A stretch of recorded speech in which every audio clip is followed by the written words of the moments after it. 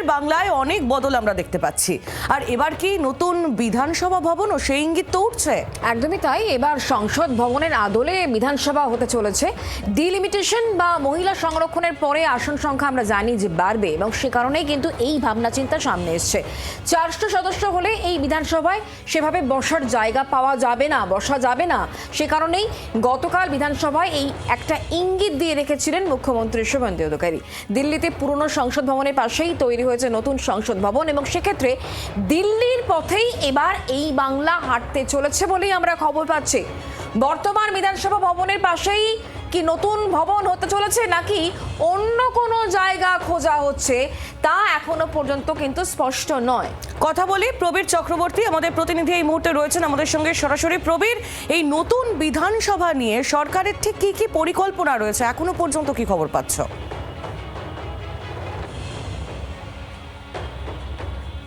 দেখো, এই যে নতুন বিধানসভা ভবনের কথা বলেছেন গতকাল বিধানসভায় দাঁড়িয়ে মুখ্যমন্ত্রী শুভেন্দু অধিকারী, সেটা অত্যন্ত প্রয়োজনীয় হয়ে পড়ছে নতুন ভবনে।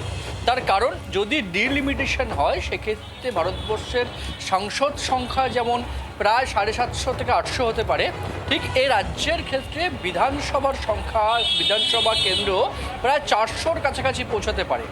ফলে এখন যে বর্তমান ভবনটি রয়েছে ঐতিহাসিক ভবন, কিন্তু সেই ভবনে 294টি আসন রয়েছে, যেহেতু এখন বিধানসভার সদস্য সংখ্যা 294 জন।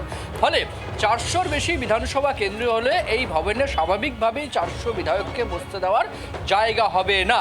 পাশাপাশি শুধু বিধায়ক নন, বিধানসভার যারা সচিবালয়, বিধানসভার যত সদস্য সংখ্যা, সাংবাদিক, ভিজিটার্স সব মিলিয়ে কিন্তু একটা বড় জায়গার প্রয়োজন হয়ে পড়ছে আগামী দিনের জন্য।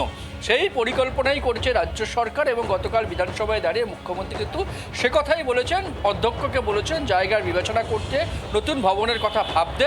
সেক্ষেত্রে রাজ্য সরকারের ক্ষেত্রে যদি জমি এবং বরাদ্দ কোনো কিছুরই অসুবিধা হবে না, রাজ্য সরকার সম্পূর্ণ সাহায্য করবে বলে কিন্তু গতকালই মুখ্যমন্ত্রী বিধানসভায় জানিয়েছেন। অধ্যক্ষ বলছেন যে তিনি নতুন জায়গা দেখছেন, এবং সংসদ ভবনের ক্ষেত্রে যেটা হয়েছিল পাশেই একটা বিশাল বড় জায়গা ছিল, ফলে সেখানে নতুন করে সেইখানেই ভবন তৈরি হয়েছে। কিন্তু বিধানসভা চত্বরে বেশ কিছু জায়গা রয়েছে, কিন্তু যে পরিকল্পনার কথা ভাবা হচ্ছে সেই জায়গা কিন্তু যথেষ্ট নয়। গতকাল স্পিকার বলেছেন প্রায় 40 একরের মতো একটা জায়গা খোঁজা হচ্ছে, ফলে বিধানসভা ভবনের পাশে 40 একর জায়গা কিন্তু নেই বলেই মনে করা হচ্ছে। তাই হয়তো নতুন ভবন বিধানসভার পাশের ভাবনা চিন্তা থাকলেও কিন্তু জায়গার ক্ষেত্রে কম, তাই নতুন জায়গা চিহ্নিত করা হতে পারে। সেই দায়িত্বের কথাই কালকে বলেছেন মুখ্যমন্ত্রী অধ্যক্ষকে, যে বিধানসভা ভাবুক, রাজ্য সরকার সমস্ত রকম সাহায্য করবে। ফলে নতুন ভবনের কাজ, জমি দেখার কাজ, যাবতীয় কিছু কিন্তু এবার শুরু হবে। যদি নতুন জায়গা খোঁজার কথাই ভাবা হয়, তাহলে কোন কোন জায়গার নাম এখনো পর্যন্ত উঠে আসছে? তোমার কাছে কিছু খবর রয়েছে এই বিষয়ে, প্রবীর? দেখো, কলকাতার এই মুহূর্তে যে অবস্থা জায়গা, সেক্ষেত্রে দাঁড়িয়ে কিন্তু এত বড় জায়গা নেই বলেই মনে করা হচ্ছে। সেক্ষেত্রে দাঁড়িয়ে রাজারহাটে নিউ টাউন, যেখানে সরকার অন্যান্য প্রকল্প করছে, ইকো পার্কের মতো জায়গা অন্য প্রকল্প হচ্ছে হবে, বা নিউ টাউনের মতো রাজারহাটের মতো জায়গা সরকার হয়তো জমি রয়েছে, সরকার সেখানে জমি দিতে পারে, সেক্ষেত্রে নিউ টাউন রাজারহাট হতে পারে। কিন্তু কলকাতার যা অবস্থা, বিশেষ করে জনবসতির ক্ষেত্রে এত বড় ভবন তৈরি করার জায়গা হয়তো সম্ভবত কলকাতায় হবে না বলেই মনে করছেন বিশেষজ্ঞরা। সেক্ষেত্রে রাজারহাট নিউ টাউন কিন্তু পরিবর্তিত বিকল্প হিসাবে ভাবা হতে পারে বলে মনে করছে বিশেষজ্ঞরা।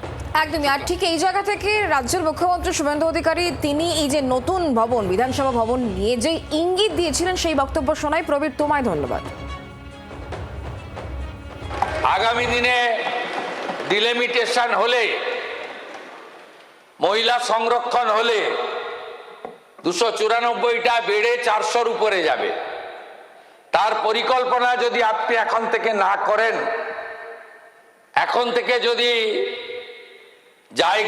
একটা জায়গা দেওয়া আছে, সেই জায়গার পরিস্থিতি কি আছে, একটা অল পার্টি ডেলিগেশন নিয়ে আপনি একদিন দেখেও আসুন, এবং পিডব্লিউডি বা যে সমস্ত সংস্থা আছে কনস্ট্রাকশনের প্রাথমিক একটা চিন্তা ভাবনা এখন থেকে করুন। এই বিল্ডিং হেরিটেজ, একে আমরা কি করে ব্যবহার করব সেটা তো নিশ্চয়ই ভবিষ্যৎ বলবে, কিন্তু আমাদের যদি ডিলিমিটেশন এবং মহিলা সংরক্ষণ হয়ে যায়, 400-র উপর সদস্য হলে এখানে বসার কোনো সুযোগ নেই।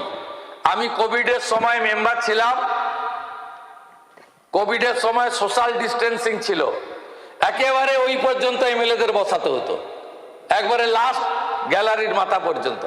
পুরনো এমএলএদের কারো কারো মনে আছে নিশ্চয়ই, 19 সালে, অনেক দূরে দূরে। অতএব এইসব ফিউচার প্ল্যানিংও আপনাকে করতে হবে।